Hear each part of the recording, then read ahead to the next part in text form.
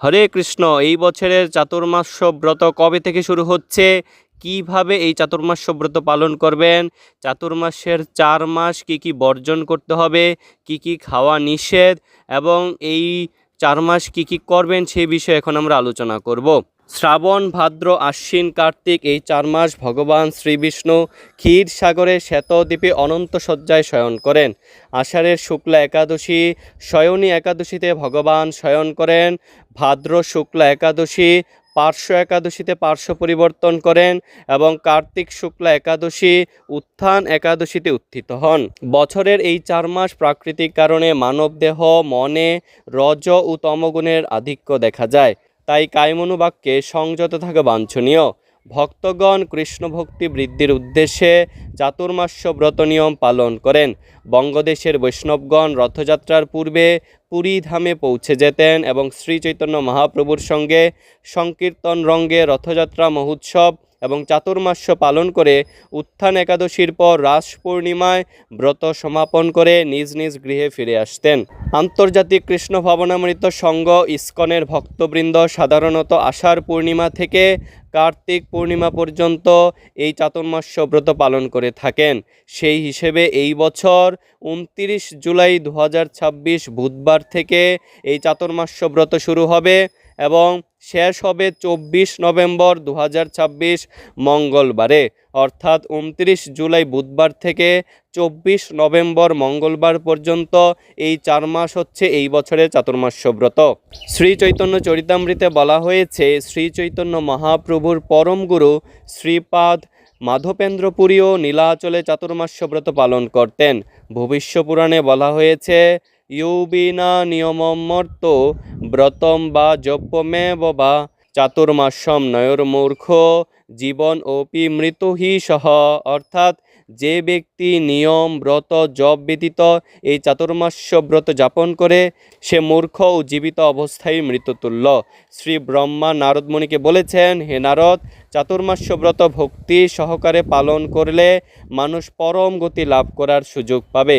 স্কন্দ পুরাণেও বলা হয়েছে, শ্রাবণে বর্জয়েৎ শাকম দধি ভাদ্রপদে তথা দুগ্ধম আশ্ব ইউজে মাসি কার্তিকে চ আমিষম তেজেত, অর্থাৎ চাতুর্মাস্যের মধ্যে প্রথম মাস শ্রাবণ মাসে শাক বর্জন, ভাদ্র মাসে দধি, আশ্বিন মাসে দুধ এবং কার্তিক মাসে আমিষ আহার বর্জন করতে হবে।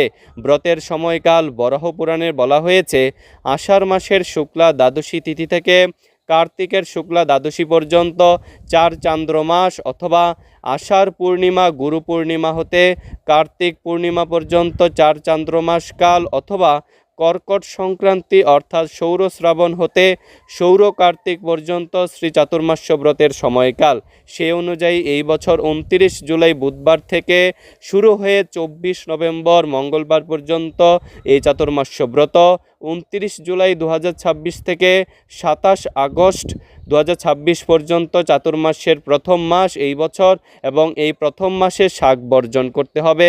29 জুলাই থেকে 27 আগস্ট পর্যন্ত শাক বর্জন, 28 আগস্ট থেকে 25 সেপ্টেম্বর দ্বিতীয় মাস চাতুর্মাস্যের দ্বিতীয় মাস এবং এই দ্বিতীয় মাসে দধি বর্জন, 28 আগস্ট থেকে 25 সেপ্টেম্বর পর্যন্ত দধি বর্জন, 26 সেপ্টেম্বর থেকে 25 অক্টোবর চাতুর্মাস্যের তৃতীয় মাসে দুধ বর্জন, অর্থাৎ 26 সেপ্টেম্বর থেকে 25 অক্টোবর পর্যন্ত দুধ বর্জন করতে হবে এবং 26 অক্টোবর থেকে 24 নভেম্বর পর্যন্ত চাতুর্মাস্যের চতুর্থ মাস এবং এই চতুর্থ মাসে আমিষ আহার বর্জন করতে হবে। 26 অক্টোবর থেকে 24 নভেম্বর পর্যন্ত চতুর্থ মাস কার্তিক মাস, এই কার্তিক মাসে আমিষ আহার বর্জন করতে হবে। তো এই হচ্ছে এই বছরের চাতুর্মাস্যের ব্রতের সময়সূচি।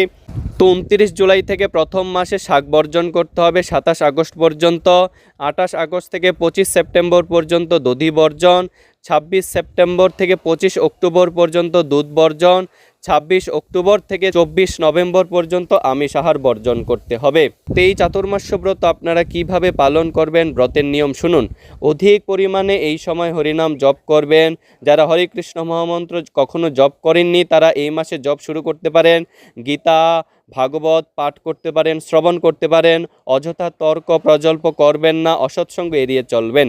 প্রতিদিন ব্রাহ্ম মুহূর্তে বা সূর্যোদয়ের পূর্বে স্নান করবেন, চেষ্টা করবেন এই 4 মাস আমিষ আহার বর্জন করতে। অসমর্থ হলে কার্তিক মাসে অবশ্যই এই আমিষ আহার বর্জন করবেন, অর্থাৎ চাতুর্মাসের চতুর্থ মাস এই কার্তিক মাসে অবশ্যই আমিষ আহার বর্জন করবেন। প্রসাদভোজী ভক্তগণ শ্রাবণে শাক, ভাদ্রে দধি, আশ্বিন মাসে দুধ এবং কার্তিক মাসে মাসকলাই, শিম, বরবটি, বেগুন ইত্যাদি বর্জন করেন। প্রতিদিন অন্ততপক্ষে 16 মালা হরিনাম জপ করার চেষ্টা করবেন। ভগবানের সেবা, ভগবানের অর্চন, রন্ধন ইত্যাদিতে নিজেকে নিয়োজিত রাখার চেষ্টা করবেন এবং এই সব চাতুর্মাসের নিয়মাবলী সার্বজনীন ব্যক্তিগতভাবে কেউ কঠোরভাবে এই চাতুর্মাস্য ব্রত পালন করতে পারেন। চাতুর্মাসের কঠোর নিয়মটি হচ্ছে সারাদিনে একবার বা দুবার সূর্যাস্তের পূর্বে অভিসান্ন গ্রহণ করা, বিছানা না পেতে মাটিতে শয়ন করা, থালা বাটি ব্যবহার না করে কলাপাতা বা পদ্মপাতায় ব্যবহার করা, শরীরে তৈলমর্দন না করা, ক্ষৌরকর্ম না করা, মৌনব্রত অর্থাৎ কৃষ্ণ নাম, কৃষ্ণ কথা ব্যতীত প্রজল্প না করা। কেউ কেউ লবণ, মিষ্টি, দুগ্ধজাত দ্রব্য বর্জন করেন, অনেকে মাটিতে মুখ দিয়ে খাবার গ্রহণ করেন। তো এগুলো অত্যন্ত কঠিন বিধিনিষেধ, হাজার মানুষের মধ্যে কয়েকজন মাত্র করতে পারে। কলিযুগে আমাদের মন্দমতি, আমাদের উচিত এই 4 মাস অধিক পরিমাণে হরিনাম জপ করা, প্রাতঃ স্নান করা, শাস্ত্রগ্রন্থ অধ্যয়ন করা, ভগবানের সেবা করা এবং প্রসাদ গ্রহণ করা। শ্রী হরিভক্তি বিলাসে বলা হয়েছে চাতুর্মাস্যেষু কর্তব্যম কৃষ্ণ ভক্তি বিবৃদ্ধয়ে, অর্থাৎ কৃষ্ণ ভক্তি বৃদ্ধির জন্য এই চাতুর্মাস্য ব্রত পালন করা উচিত। অন্য কোনো উদ্দেশ্য স্বর্গলাভ বা মোক্ষলাভের উদ্দেশ্যে এই ব্রত করা উচিত নয়। তো এই 4 মাসের ক্ষেত্রে প্রথম শ্রাবণ মাসে শাক বর্জন করতে হবে, ভাদ্র মাসে দধি, আশ্বিন মাসে দুধ বর্জন এবং কার্তিক মাসে মাছ, মাংস, ডিম, পেঁয়াজ, রসুন, মাশরুম, মসুর ডাল, কলাই ডাল, মাসকলাই, শিম, বরবটি, বেগুন, পটল, বাসি দ্রব্য এবং সকল প্রকার আমিষ বর্জন করতে হবে। তো এই চাতুর্মাস্য ব্রত সম্বন্ধে ইসকনের প্রতিষ্ঠাতা শ্রীল প্রভুপাদ বলেছেন, কেউই গৃহস্থ হন আর সন্ন্যাসী হন, চাতুর্মাস্য ব্রত সকলের পালন করা অবশ্যই কর্তব্য। এই ব্রতটি সকল আশ্রমেরই করা বাধ্যতামূলক। এই ব্রত পালনের প্রকৃত উদ্দেশ্য হচ্ছে এই 4 মাসকাল ভোগ বাসনা সংকুচিত করা।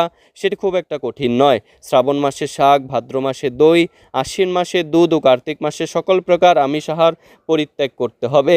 আমিষ আহার মানে মাছ মাংস আহার। তেমনি মসুর ডাল, কলাইয়ের ডালকেও আমিষ বলে গণনা করা হয়। এই 2 ডালে প্রচুর পরিমাণে প্রোটিন থাকে। মূল কথা হচ্ছে বর্ষার এই 4 মাসে ইন্দ্রিয় তৃপ্তিকর আহার আদি পরিত্যাগ করার অনুশীলন করতে হবে। ভারতবর্ষে বর্ষাকালের 4টি মাস শ্রাবণ, ভাদ্র, আশ্বিন, কার্তিকে কৃষ্ণ ভাবনামৃত প্রচারের জন্য এক স্থান থেকে আরেক স্থানে ভ্রাম্যমান সাধুরা তাদের ভ্রমণ স্থগিত রেখে কোনো পুণ্য স্থানে অবস্থান করেন। এই সময় কতগুলো বিধিনিষেধ দৃঢ়তার সাথে পালন করা হয়। স্কন্ধপুরাণে বলা হয়েছে যে সেই সময় যদি কেউ অন্তত 4 বার বিষ্ণু মন্দির প্রদক্ষিণ করেন তাহলে বুঝতে হবে যে তিনি সমস্ত ব্রহ্মাণ্ড ভ্রমণ করেছেন। এই ধরনের পরিক্রমার ফলে গঙ্গার জলের দ্বারা নিস্নাত সমস্ত পুণ্য তীর্থ দর্শন হয়ে যায় এবং অনায়াসে ভগবত ভক্তির স্তরে উন্নীত হওয়া যায়। অনেক লোক আছেন যারা উন্নত জীবনযাপন অথবা স্বর্গারোহণ করবার জন্য চান্দ্রায়ণ, চাতুর্মাস্য আদি স্বেচ্ছামূলক তপশ্চর্যার অনুশীলন করেন। এই সমস্ত পন্থায় বিশেষ বিধিনিষেধের মাধ্যমে জীবনযাত্রাকে পরিচালিত করার জন্য কঠোর ব্রত পালন করতে হয়। চাতুর্মাস্য ব্রত পালনকারী 4 মাস দাড়ি কামান না, নিষিদ্ধ জিনিস আহার করেন না, দিনে একবারের বেশি 2 বার আহার করেন না, অথবা কখনো গৃহ পরিত্যাগ করেন না। এভাবেই সাংসারিক সুখ পরিত্যাগ করাকে বলা হয় তপময় যজ্ঞ। হরে কৃষ্ণ।